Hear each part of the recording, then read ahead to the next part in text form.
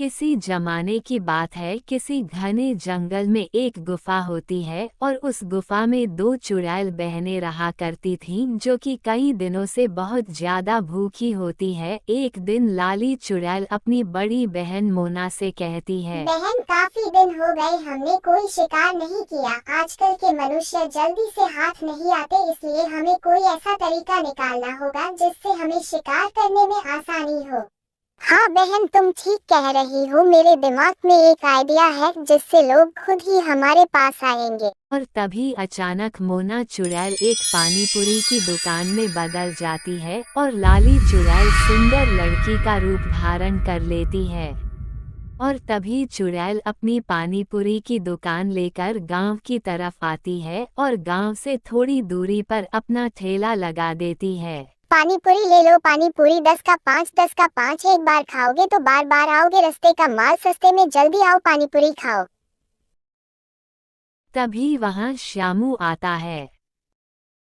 अरे वाह, हमारे गांव में पानी पूरी की दुकान लगता है, आज ही खोली है। चलो, कम से कम अब हमें रोज पानी पूरी खाने को तो मिलेगी। वैसे कितने की है तुम्हारी पानी पूरी? हाँ हाँ, क्यों नहीं, अब हम रोज आएंगे और आपको पानी पूरी खिलाएंगे। हमारी पानी पूरी का दाम सिर्फ 10 रुपया है। और तभी श्यामू पानी पूरी खाने लगता है और अचानक वह गायब हो जाता है।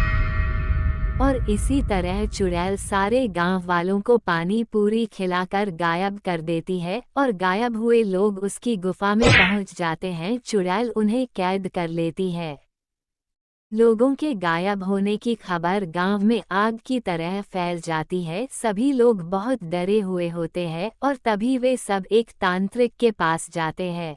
बाबा बाबा, हमारी मदद करो, उस चुड़ैल से हमें बचा लो। बाबा, उस चुड़ैल ने हमारे गांव के लोगों को बंदी बना लिया है, कृपया हमारी मदद करें।